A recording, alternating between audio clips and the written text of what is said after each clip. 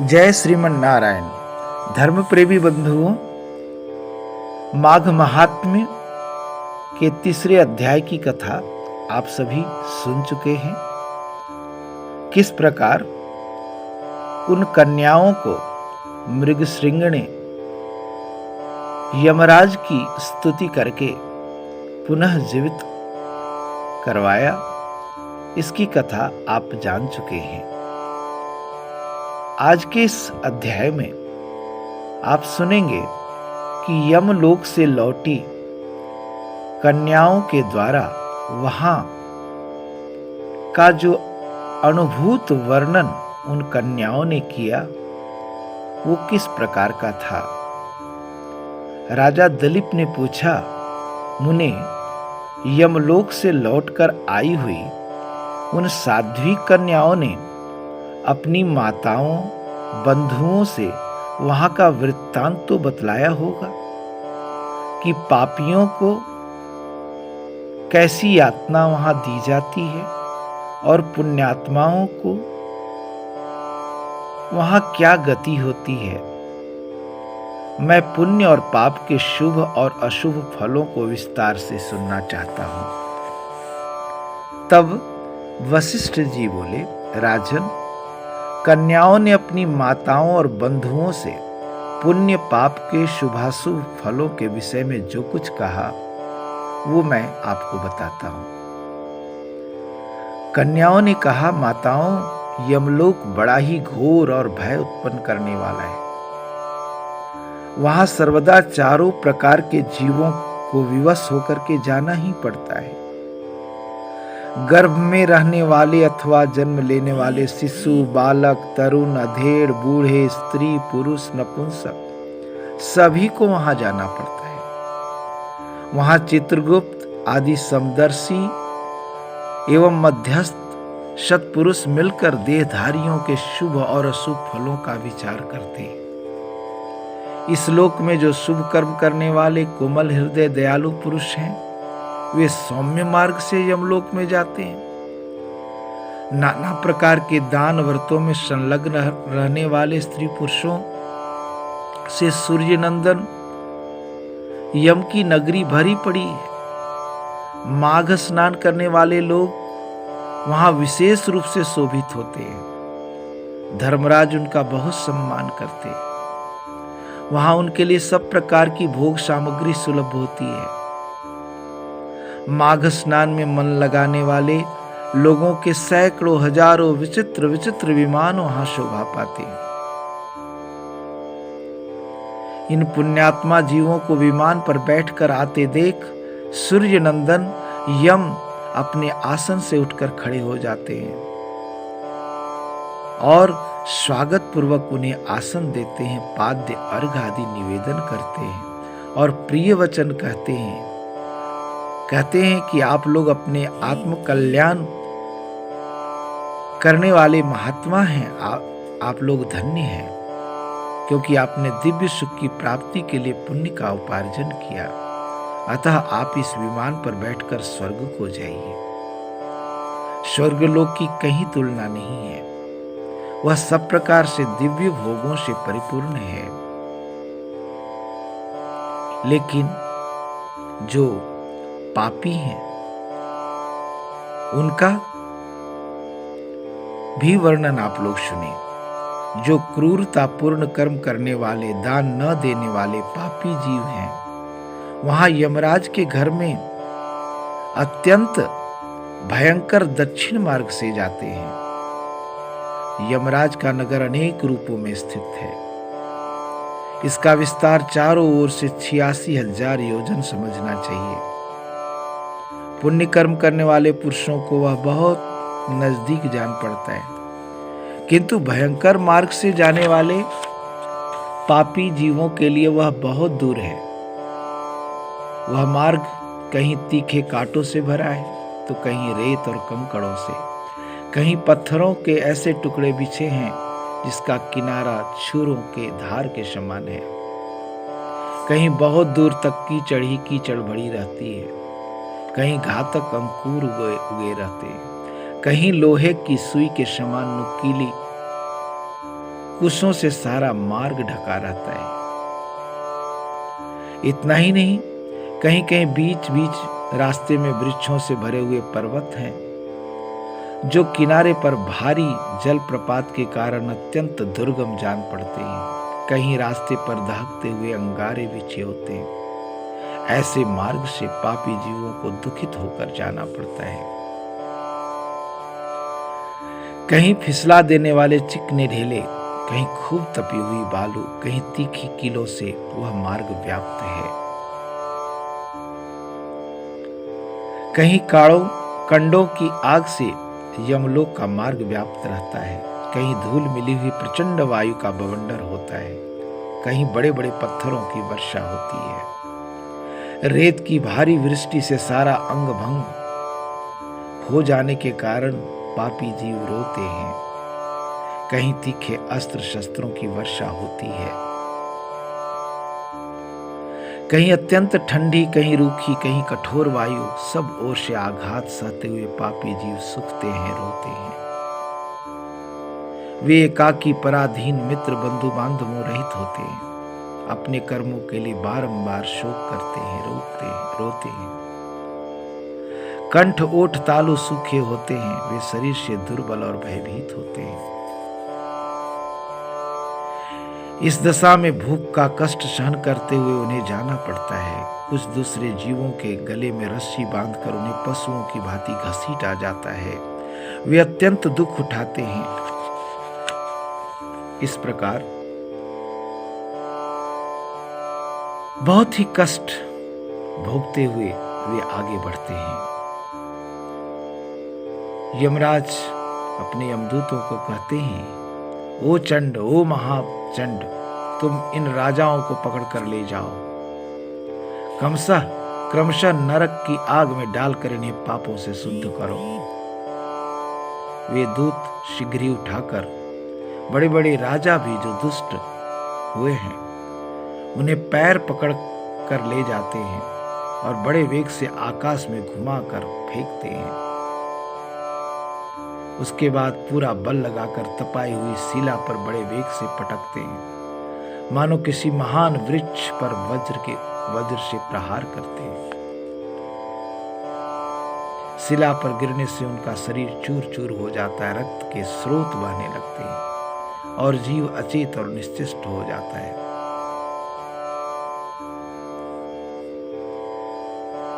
बहुत ही कष्टदायी होता है नरक। इस पृथ्वी के नीचे नरक की 28 कोटियां हैं। वे 7वें तल के अंत में भयंकर अंधकार के भीतर स्थित हैं।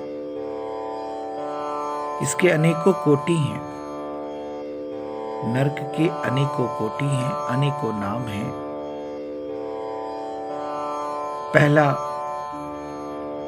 घोरा, उसके नीचे सुघोरा, अति घोरा, महाघोरा, 5वीं कोटि का घोर रूपा, 6ठी तरल तारा, 7वीं भयानका, 8वीं कालरात्रि, 9वीं भयोत्कटा, 10वीं चंडा, महाचंडा, 12वीं चंड कोलाहला, इसके बाद भी प्रचंडा, नरनायिका, कराला, विकराला, वज्रा, 3 और भी नरकों के साथ वज्रा की 20वीं संख्या है। शिवा, त्रिकोणा, पंचकोना, सुदीर्घा, परिवर्तुला, सप्तभौमा, अष्टभौमा, दीप्ता, माया, ये 8 और हैं। इस प्रकार नरक की कुल 28 कोटियां हैं। इन सभी कोटियों में प्रत्येक के 5-5 नायक हैं। उनके भी नाम सुनो। पहला रौरव, जहां देहधारी जीव जाते हैं। दूसरा महारौरव, जिसकी पीड़ाओं से बड़े बड़े जीव ही रो देते हैं। तीसरा तम, चौथा शीत, 5वां उष्ण। ये प्रथम कोटि के 5 नायक माने जाते हैं। इनके सिवा सुघोरा, सुतम, तीक्ष्ण, पद्म, संजीवन, शठ, महामय, अतिलोम, सुभीम, कटंकट, तीव्रवेग, कराल, विकराल, इस तरह से अनेकों नायक हैं। यह अवीची अंतिम नरक है। इस प्रकार से क्रमशः 5-5 के 28 समुदाय माने जाते हैं। एक एक समुदाय एक एक कोटि का नायक है। रौरव से लेकर अवीची तक कुल 140 नरक माने जाते हैं। इन सब में पापी मनुष्य अपने अपने कर्मों के अनुसार डाले जाते हैं और जब तक भांति भांति के यातनाओं के द्वारा उनके कर्मों का भोग समाप्त नहीं हो जाता, तब तक वे उसी में पड़े रहते हैं। जैसे स्वर्ण आदि धातु को उनकी मैल न जल जाए तब तक आग में तपाया जाता है, उसी प्रकार पापी पुरुष पाप क्षय होने तक नरकों की आग में शुद्ध किए जाते हैं। इस प्रकार क्लेश सहकर जब वे शुद्ध हो जाते हैं, तब शेष कर्मों के अनुसार पुनः उन्हें पृथ्वी पर जन्म ग्रहण करना होता है। तृण और झाड़ी आदि के भेद से नाना प्रकार के स्थावर होकर वहां के दुख भोगने के पश्चात पापी जीव कीड़ों की योनि में जन्म लेते हैं। फिर कीट योनि से निकलकर क्रमशः पक्षी रूप से कष्ट भोगकर मृग योनि में उत्पन्न होते हैं और वहां से दुख भोगकर पशु योनि में और क्रमशः गो योनि में आकर मरने के बाद मनुष्य होते हैं। ये कन्याएं बता रही हैं अपनी माताओं से कि माताओं, यमलोक में हम लोगों ने इतना ही देखा। वहां पापियों को बड़ी भयानक यातनाएं होती हैं। वहां ऐसे ऐसे नरक हैं जो न कभी देखे गए न कभी सुने गए। वह सब हम लोग न तो जान सकती हैं न देख सकती हैं। माताएं बोली, बस इतना ही बहुत हुआ, अब रहने दो। इन नरक यातनाओं को सुनकर हमारे सारे अंग शिथिल हो गए, हृदय में भय छा गया। बारंबार उनको याद आ जाने से हमारा मन सुध-बुध खो बैठता है। कन्याओं ने कहा, माताओं, इस परम पवित्र भारतवर्ष में जो हमने जन्म लिया है वह अत्यंत दुर्लभ है। इसमें भी हजार जन्म लेने के बाद पुण्य राशि के संचय से कदाचित कभी जीव मनुष्य योनि में जन्म पाता है। परंतु जो माघ स्नान में तत्पर रहने वाले हैं उनके लिए कुछ भी दुर्लभ नहीं है। यहां ही परम मोक्ष मिल जाता है। पर्याप्त भोग सामग्री भी सुलभ होती है। भारतवर्ष को कर्म भूमि कहा गया है। अन्य जितनी भूमियां हैं वे भोग भूमि मानी जाती हैं। यहाँ यति तपस्या याजक यज्ञ करते हैं। यहीं पर पारलौकिक सुख के लिए श्रद्धा पूर्वक दान दिए जाते हैं। कितने ही धन्य पुरुष यहीं माघ स्नान करते हैं। तपस्या करके कर्मों के अनुसार ब्रह्मा इंद्र देवता मरुदगणों का पद प्राप्त करते हैं। यह भारतवर्ष सभी देशों में श्रेष्ठ माना गया है, क्योंकि यही मनुष्य धर्म स्वर्ग मोक्ष की सिद्धि कर सकते हैं। इस पवित्र भारत देश में क्षणभंगुर मानव जीव को पाकर जो अपने आत्मा का कल्याण नहीं करते, उसने अपने आप को मानो ठग लिया। मनुष्यों में भी अत्यंत दुर्लभ ब्राह्मणत्व को पाकर जो अपना कल्याण नहीं करता, उससे बड़ा मूर्ख और कौन होगा। इसे पाकर ऐसा करना चाहिए जिससे कभी नरक में न जाना पड़े। देवता लोग भी अभिलाषा करते हैं कि हम लोग कभी भारतवर्ष में जन्म लेकर माघ मास में प्रातः काल किसी नदी या सरोवर में जाकर जल में गोते लगाएं। देवता गीत गाते हैं कि जो लोग देवत्व के पश्चात स्वर्ग मोक्ष की प्राप्ति के मार्गभूत भारतवर्ष के भूभाग में मनुष्य जन्म धारण करते हैं, वे धन्य हैं। हम नहीं जानते कि स्वर्ग की प्राप्ति करने वाले अपने पुण्य कर्म के छीन होने पर किस देश में हमें पुनः देह धारण करना पड़ेगा। जो भारतवर्ष में जन्म लेकर सब इंद्रियों से युक्त है, किसी भी इंद्रिय से हीन नहीं है, वे ही मनुष्य धन्य है। अतः माताओं, तुम भय मत करो, आदर पूर्वक धर्म का अनुष्ठान करो। जिनके पास दान रूपी राह खर्च होता है वे यमलोक के मार्ग में सुख से जाते हैं। अन्यथा उस पाथेय रहित पथ पर जीव को क्लेश भोगना पड़ता है। ऐसा जानकर मनुष्य पुण्य करे, पाप छोड़ दे। पुण्य से देवत्व की प्राप्ति होती है और अधर्म से नरक में गिरना पड़ता है। बांधवों, यदि तुम लोग संसार बंधन से छुटकारा पाना चाहते हो तो सच्चिदानंद स्वरूप परमदेव श्री नारायण की आराधना करो। यह चराचर जगत आप लोगों की भावना संकल्प से ही निर्मित है। इसे बिजली की तरह चंचल क्षण भंगुर समझकर श्री जनार्दन का पूजन करो। संसार रूपी भयंकर गड्ढे में गिरकर नष्ट न हो जाओ। यह शरीर मृत्यु का घर है और आपत्तियों का सर्वश्रेष्ठ स्थान है। इतना ही नहीं, यह रोगों का भी निवास स्थान है और मल आदि भी अत्यंत दूषित रहता है। माताओं, फिर किस लिए इसे स्थिर समझकर चुप तुम पाप करती हो? यह संसार निस्सार है और नाना प्रकार के दुखों से भरा है। इस पर विश्वास नहीं करना चाहिए, क्योंकि एक दिन तुम्हारा निश्चय ही नाश होने वाला है। बांधवों, तुम सब लोग सुनो, यह बिल्कुल सच्ची बात बता रही हूँ। शरीर का नाश बिल्कुल निकट है, अतः श्री जनार्दन का पूजन अवश्य करना चाहिए। सदा ही श्री विष्णु का आराधना करते रहो। यह मानव जीवन अत्यंत दुर्लभ है। इस प्रकार से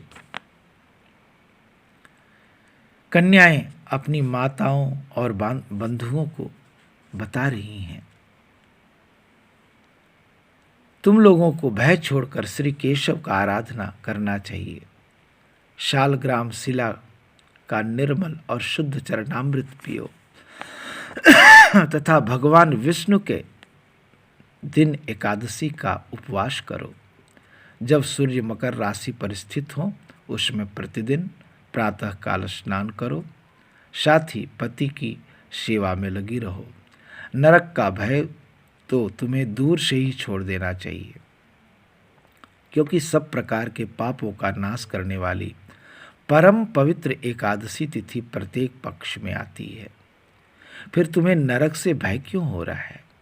घर से बाहर के जल में स्नान करने से पुण्य प्रदान करने वाला माघ मास भी प्रतिवर्ष आया करता है। फिर तुम्हें नरक से भय क्यों? वशिष्ठ जी कहते हैं कि राजन, वे कन्याएं अपनी माताओं से इस प्रकार कहकर पुनः माघ स्नान, उपवास आदि व्रत, धर्म तथा दान करने लगी। तो आज की कथा यहीं पर विराम लेती है। अगली कथा के साथ पुनः मैं उपस्थित होऊंगा। नमस्कार।